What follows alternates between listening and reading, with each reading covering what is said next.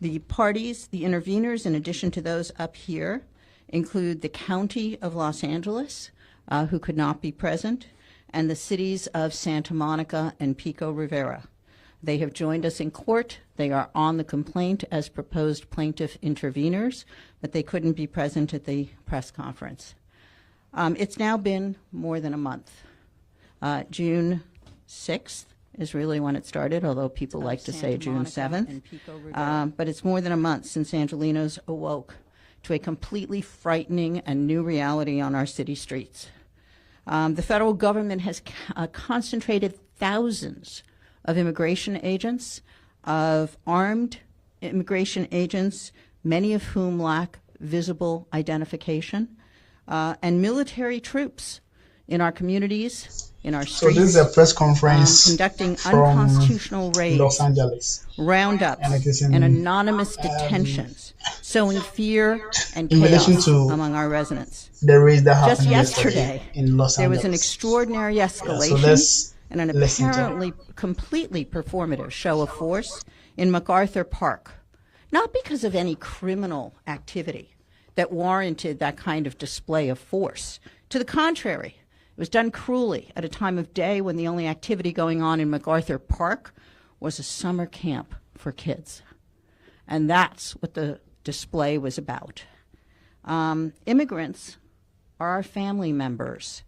They are our neighbors, our co-workers, our classmates, our colleagues. The scale of these raids and the tactics that are being used are not a response to any threat level. Local law enforcement for this kind of force would require a showing of real threat. That's not what's happening here. This seems to be designed to be aggressive, to instill fear, not responsive to respond to a threat. So we are here today because of the tactics and the disproportionate force being used by the federal government in our communities. We stand as one community. These unconstitutional roundups and raids cannot be allowed to continue. They cannot become the new normal. This cannot become routine, to send militarized troops into our streets without reasonable suspicion, without probable cause, to round people up and take them away. As Los Angeles City Attorney, I lead one of the nation's largest municipal law offices. I am the first Latina in this role, and so this issue hits particularly close to home for me. Mi corazón en este tiempo está y resta y se queda con mi pueblo y con toda comunidad inmigrante. My heart goes out to my people and to every immigrant community across our city. These federal operations have already damaged the trust between law enforcement and our communities, our residents. We have been using every tool available in my office to fight back. We have filed amicus briefs in the Attorney General's suit up north. We have supported the government's request for a temporary restraining order there, and we have moved to intervene in the ACLU Public Counsel lawsuit down here. We intervened in a lawsuit called Vasquez Perdomo versus Noem regarding 5 individuals and 3 immigrant representation membership organizations asserting the violation of rights under the 4th and 5th Amendment.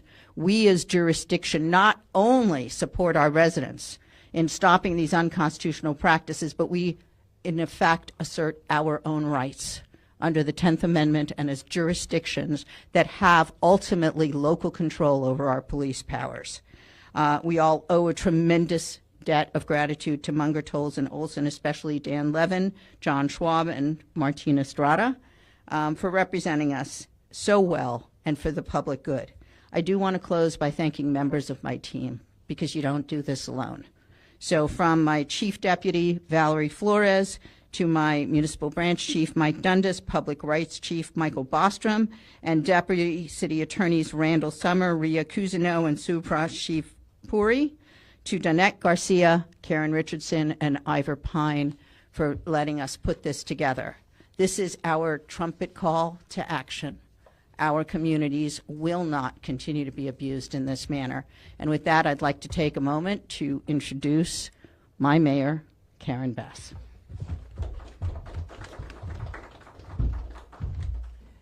Good afternoon, everyone.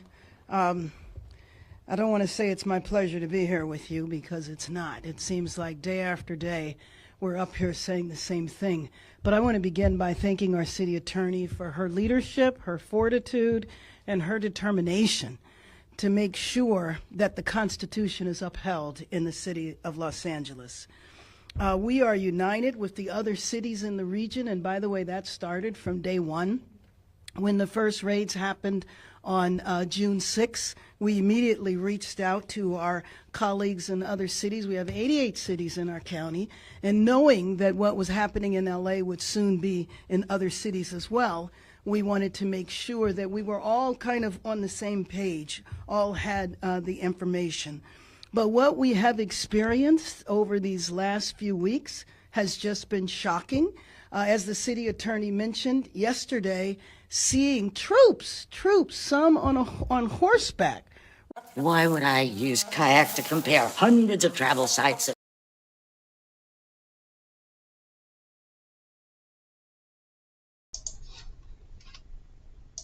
Okay.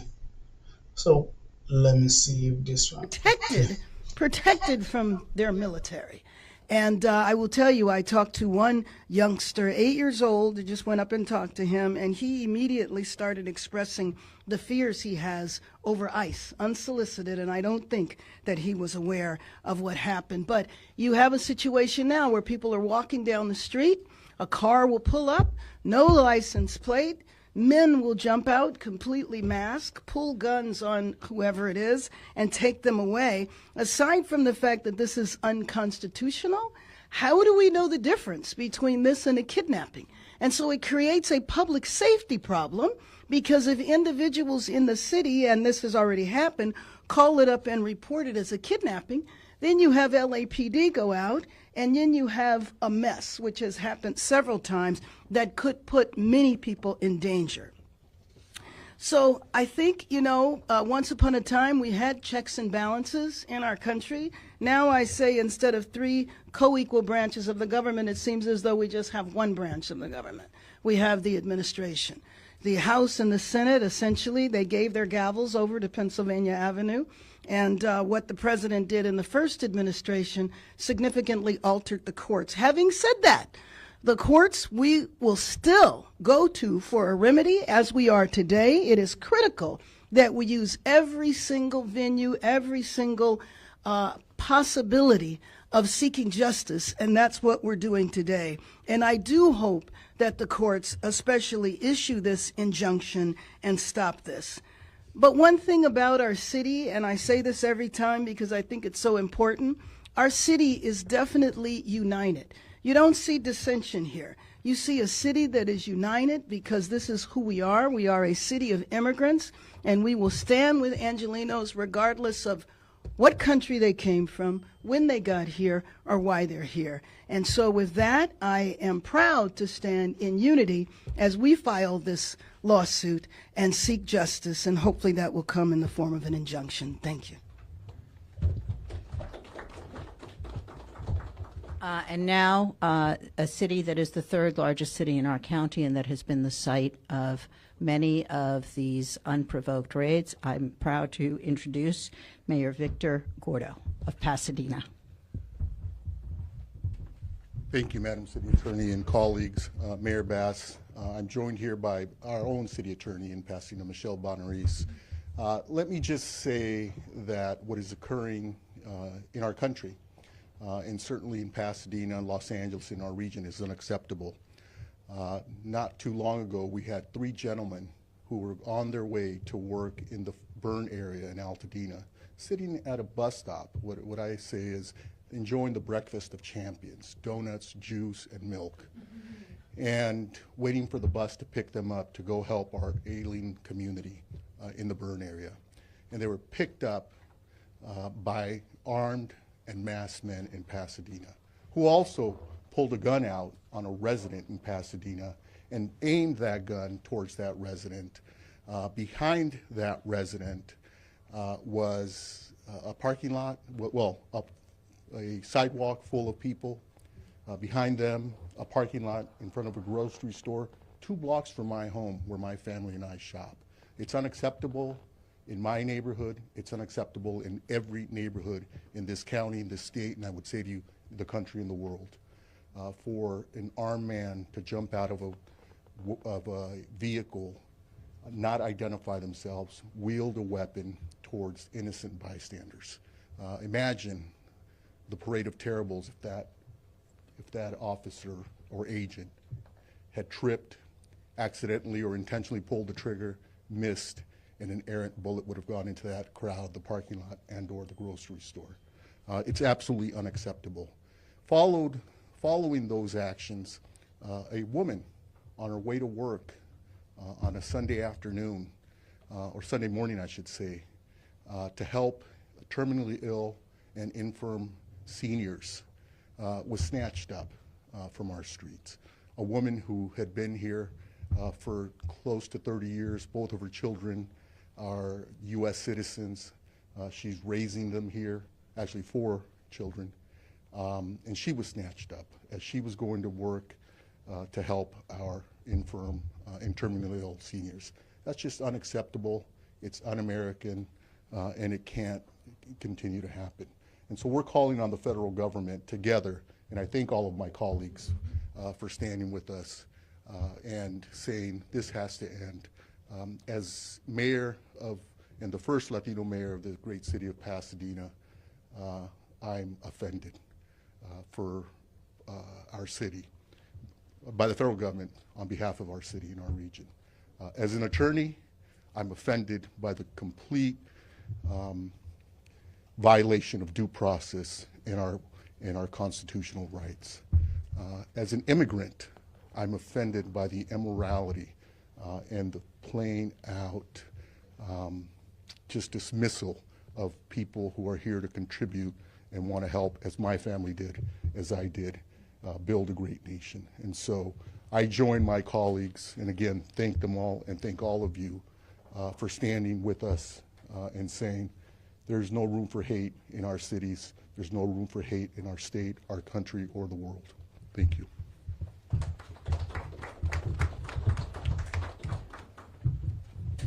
And now it's also my pleasure to introduce Mayor Salvador Melendez of the city of Montebello.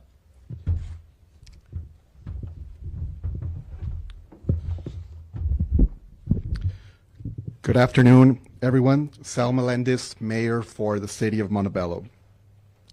Today I stand before you to affirm the City of Montebello's unwavering commitment to protecting the dignity, safety, and constitutional rights of every individual in our community. It is with that responsibility in mind that I am here in a collective legal effort to challenge the unlawful immigration raids that have been occurring in all of our communities. These raids carried out in and around our neighborhoods, including at and near our courthouses, have not only sown fear, confusion, and trauma, but they also violate the very constitutional protections that are bestowed in our Constitution. And that's constitutional protections that every resident, regardless of status, is entitled under the law. These are actions that defy the spirit of due process, public safety, and local control. We have been in collaboration with the City of Los Angeles, amongst many of the neighboring cities, to ensure that the specific experiences and impacts faced by the City of Montebello are accurately reflected and represented in the formal legal complaint that has been filed. The lawsuit seeks to hold federal agencies, including the Department of Homeland Security and Immigration and Customs Enforcement, accountable for policies and practices that violate the 4th and 10th Amendments of the United States Constitution and the Administrative Procedure Act. And let me be clear, we cannot allow families to be torn apart without due process, and we cannot stand silent while the constitutional rights of our residents are trampled. Montebello is proud to join this united front, and we stand with our fellow cities and with every resident who believes in fair, just, and humane legal system. Our message to our community is simple. You belong here, you are protected, and we will fight for you. Thank you for having me here.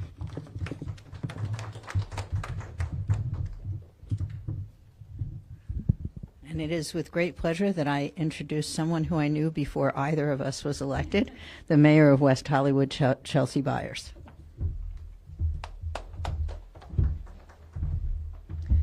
Good afternoon. My name is Chelsea Byers. I am the mayor for the city of West Hollywood, a city that has proudly been a sanctuary city since the time of our founding for both immigrants and LGBTQ individuals. The city of West Hollywood unequivocally condemns the ongoing ICE raids that are targeting immigrant families across our region. West Hollywood experienced an ICE raid on the 4th of July at a beloved local car wash. What we saw was deeply inhumane treatment of beloved community members and workers, and what we are sitting with now is fear and heartbreak. These actions are not only disruptive, they are also discriminatory and deeply destabilizing to our communities.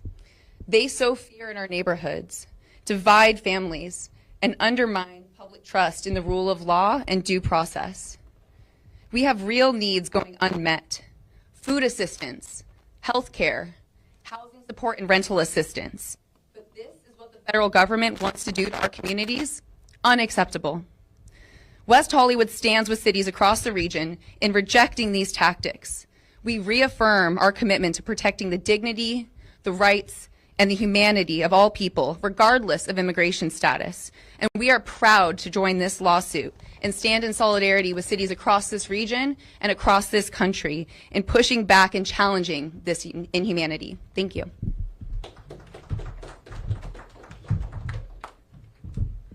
And next, someone else I knew from before we were both elected, Vice Mayor of Culver City, Freddie Puzo.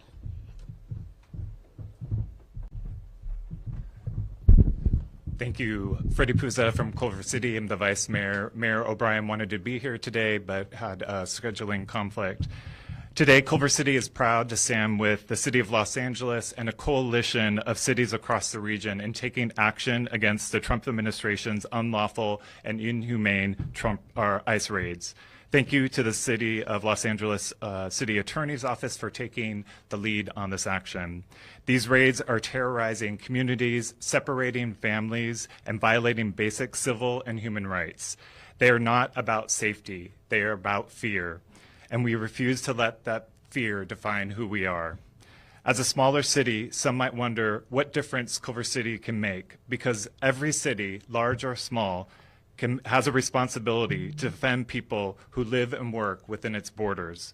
And when cities of all sizes join together, we become impossible to ignore. Culver City has been a place that values inclusion, compassion, and justice. Joining this litigation is not only a legal step, it's a moral line. We're drawing a line. We are saying that the people in our communities, immigrants. At Harbor Freight, all our hand tools get a lifetime warranty because they're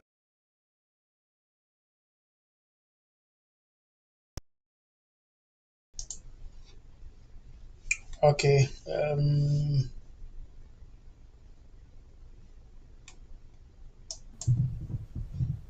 And our final scheduled speaker, it's my pleasure to introduce the Mayor Pro Tem from the City of Monterey Park, Elizabeth Yang.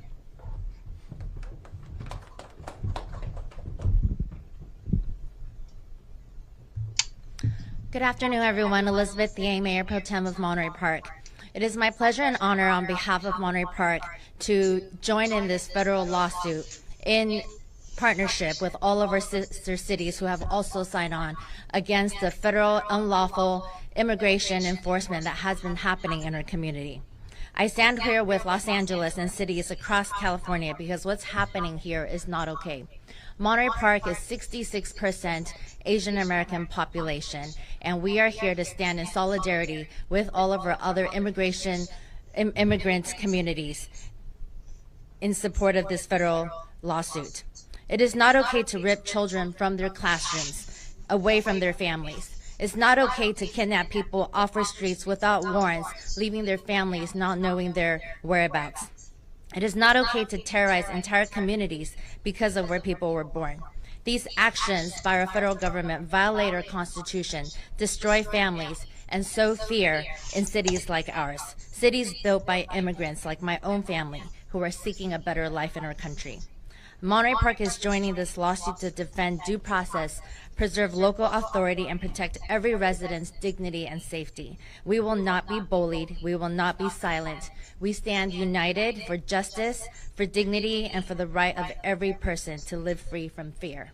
Thank you.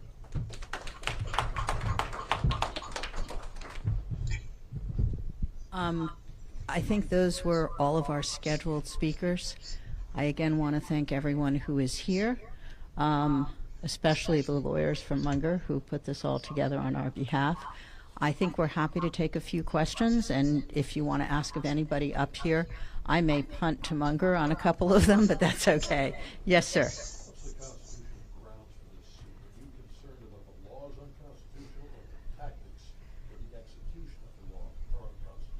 The tactics that are currently being used, the roundups, the raids without reasonable suspicion or probable cause, the fact that they are coming into our communities with the military. They have troops on our streets. They're no longer confined to federal buildings. Originally, the federal troops were in. The Federalized National Guard was to protect federal property. That doesn't really explain the horseback ride across the park yesterday. So we are concerned about how they are carrying out immigration enforcement. We are not interfering with immigration enforcement. For decades, whether it was an administrative warrant or it was a court warrant, the way immigration enforcement happened was that your name was on a warrant, and the immigration agents would come and arrest you. They didn't come to our streets and sweep people up indiscriminately, and that's what we object to.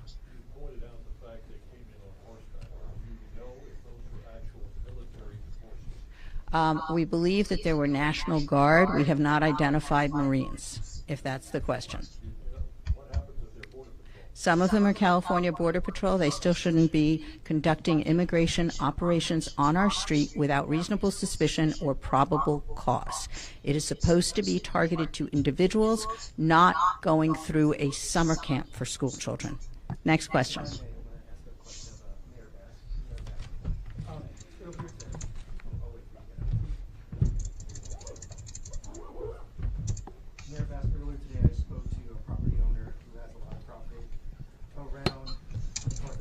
I know exactly who that was, but go ahead. So he says that he felt like yesterday's action was warranted.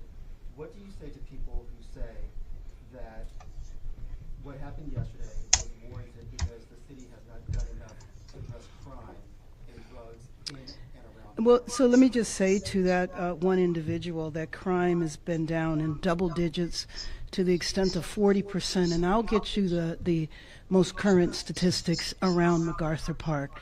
There have been major seizures of stolen goods to the tune of over $300,000. Regardless, we have a Los Angeles Police Department. We do not need the Custom and Border Patrol coming through lined up in military fashion and doing absolutely nothing. Because after their performance, they left. And what was interesting was that, they chose to come in the park on the side of the camp, not where the sides where there have been issues. So one individual, that's all I have to say.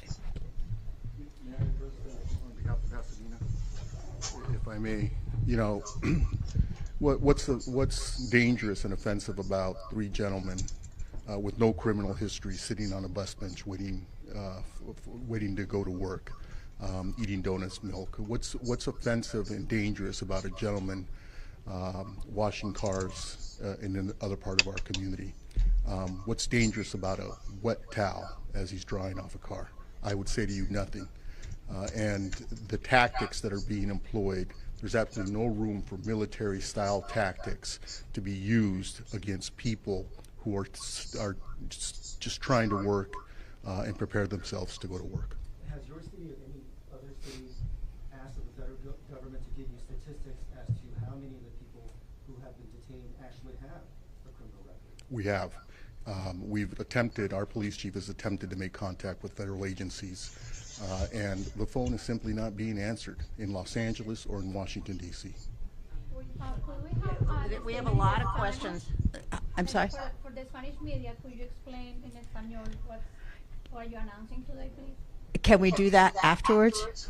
And pull aside, si quiere, porque tenemos por lo menos 3 o 4 personas aquí que hablamos español. Así que podemos tener algo separado en español si le vale. Okay? Yes. I have a few questions, so if we could try to keep it to one question. My question's for the mayor. There's a lot of mayors up here.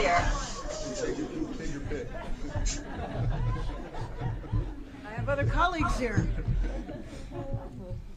Mayor Bass, kind of more of a broader national question. Reports indicate that ICE agents and police officers in Texas have been targeted in ambushes, including in Alvarado, where assailants in tactical gear allegedly lured officers with fireworks before opening fire. Given your strong opposition to federal immigration enforcement actions in Los Angeles, how would you address similar escalations of violence against law enforcement in Texas? And what steps would you propose to prevent such unrest from spreading to Los Angeles while balancing community safety? So this is question and answer section. Well, let me so- just say that the quote-unquote riots that were reported never happened. We did have a couple of incidences of vandalism and looting, but the way it was portrayed nationally was like the whole city was up in flames. The comparison to 1992, which was completely 100% inappropriate. And I think the example that you use, I'm sorry, I'm not familiar with it. It was from some other state, but yeah, right. So I have no idea what happened in Texas. What I do know is what happened in Los Angeles, and what has been happening in Los Angeles has been completely unacceptable. But I okay.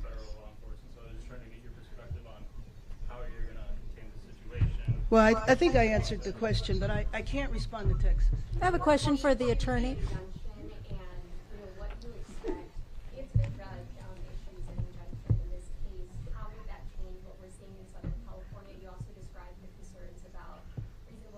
I don't know why they don't have a microphone for the journalists. We're still collecting data because it's to date there's only 8 intervener plaintiffs, the county and 7 cities. I want to say that the injunction does not prohibit immigration enforcement. So let me say that again. Immigration enforcement will continue. There is nothing about the TRO, there is nothing about the position of the local jurisdictions here that seeks to impede or intervene with the constitutional enforcement of the laws of the land. What we are objecting to is the unconstitutional manner in which this administration is seeking to enforce those laws. You had a question back there. Yeah, so many lawsuits that have been filed against the Trump administration's actions, and so many of them have gone nowhere. What makes you think this one might have a future and make a difference? I actually think there's been 93 lawsuits filed. Many of them have, in fact, resulted in injunctions. In the last Trump administration, I think that every lawsuit that the city of Los Angeles participated in was successful. So let's say we have a pretty good track record at picking our targets. It is not something that we take lightly. We don't just pop off and sue the federal government. We have not done so before now. And this will not be the only action that we are taking this week or this month, but it is to us the single most significant. It is right here in our backyards. It is right here where our residents can come to court and see what's happening. This isn't happening in some distant forum in Northern California or in Boston, okay? It's here.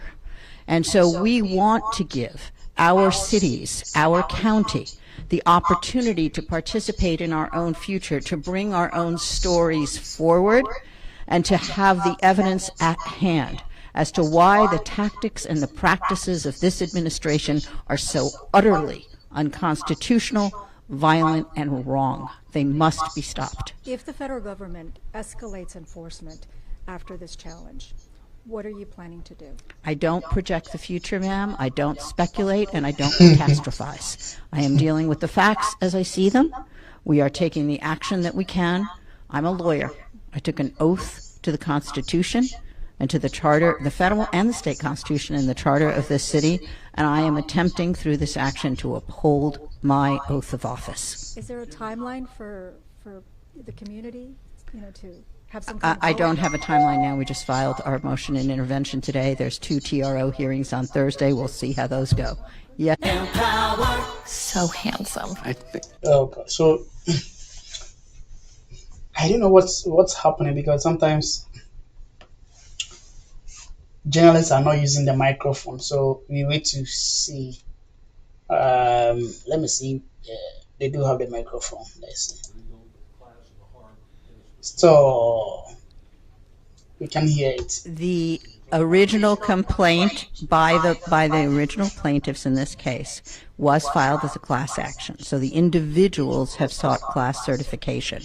We are suing under our own rights for the harm to our jurisdiction, which is not simply what is happening to our citizens, but what is happening to our tax base, our revenue base, our businesses, okay, public safety, public order, our ability to exercise our core responsibilities under the federal 10th Amendment.